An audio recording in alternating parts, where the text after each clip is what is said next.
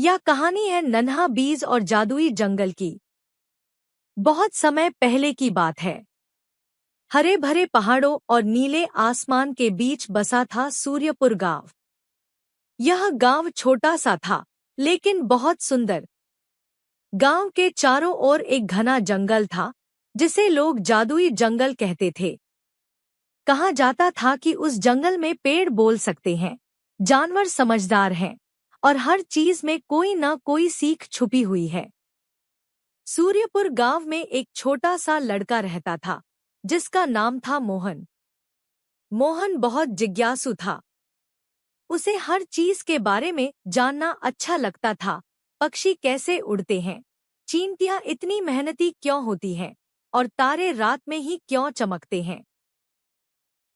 मोहन अपने माता पिता के साथ एक छोटी सी झोपड़ी में रहता था। उसके पिता किसान थे और माँ घर का काम करती थी।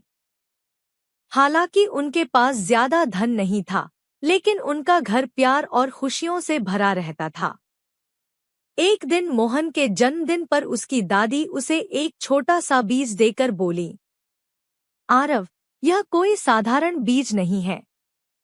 यह जादुई जंगल से लाया गया है। अगर तुम इसे सच्चे दिल से लगाओगे और इसकी देखभाल करोगे, तो यह तुम्हें बहुत कुछ सिखाएगा। मोहन ने बीज को ध्यान से देखा।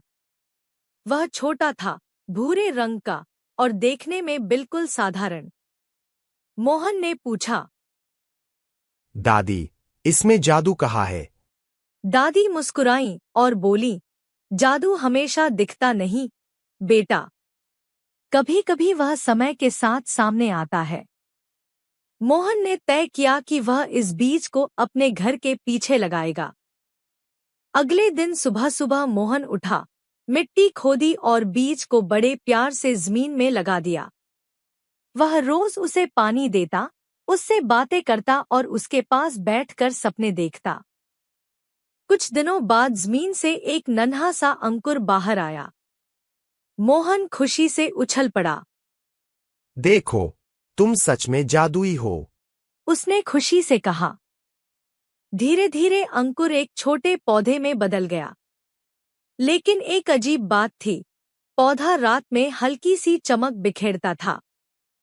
एक रात जब सब सो रहे थे, मोहन पौधे के पास बैठा था। अचानक उसने किसी को धीमी आवाज में कहते सुना, मोहन। मोहन डर गया, लेकिन उसने हिम्मत नहीं हारी। कौन? उसने पूछा। मैं हूँ, तुम्हारा पौधा। आवाज आई। मोहन की आंखें बड़ी हो गईं। तुम बोल सकते हो? हाँ, पौधे ने कहा। क्योंकि तुमने मुझे प्यार और धैर्य से पाला है। पौधे ने बताया कि वह ज्ञान का वृक्ष बनने वाला है, लेकिन उसके लिए उसे जादुई जंगल तक जाना होगा। अगली सुबह मोहन ने अपने माता पिता को सब कुछ बताया। पहले तो उन्हें विश्वास नहीं हुआ, लेकिन जब पौधे ने खुद उनसे बात की, तो वे मान गए। माँ ने मोहन के लिए खाने का छोटा सा थैला तैयार किया और पिता ने कहा, डरना मत बेटा, लेकिन हमेशा सच्चाई और अच्छाई का साथ देना। मोहन पौधे के साथ जादुई जंगल की ओर चल पड़ा। जंगल में प्रवेश करते ही मोहन ने देखा कि पेड़ सच में बातें कर रहे थे। एक तोता उसके पास आया और बोला, स्वागत है, छोटे यात्री।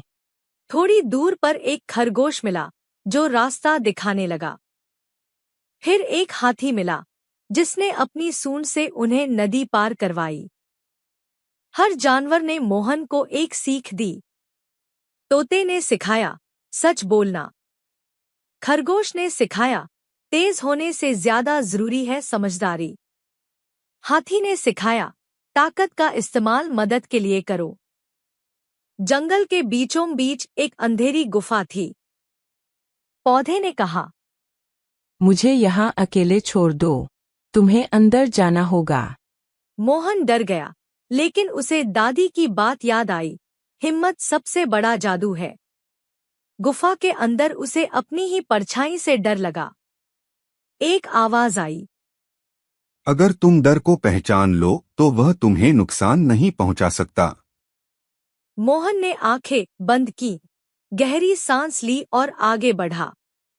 डर धीरे धीरे खत्म हो गया। जब मोहन बाहर निकला तो उसने देखा कि उसका पौधा अब एक विशाल ज्ञान का वृक्ष बन चुका था। उसकी शाखाओं पर सुनहरे फल लगे थे। वृक्ष ने कहा, इन फलों में ज्ञान है, लेकिन इन्हें सिर्फ वही पा सकता है जो दूसरों की भलाई चाहता हो। मोहन ने एक फल लिया और गांव की ओर लौट पड़ा। गांव लौटकर मोहन ने ज्ञान सबके साथ बांटा। लोगों ने मिलकर काम करना सीखा, एक दूसरे की मदद की और गांव पहले से कहीं ज्यादा खुशहाल बन गया। दादी ने गर्व से कहा, देखा बेटा, सच्चा जादू दिल में होता है। कहानी की सीख। इस कहानी से हमें यह सीख मिलती है कि धैर्य और मेहनत से बड़े चमत्कार होते हैं। डर पर जीत पाई जा सकती है। ज्ञान बांटने से बढ़ता है। सच्ची दोस्ती और अच्छाई सबसे बड़ा जादू है। और इस तरह नन्हा मोहन एक छोटा लड़का नहीं, बल्कि पूरे गांव का प्रेरणा स्रोत बन गया।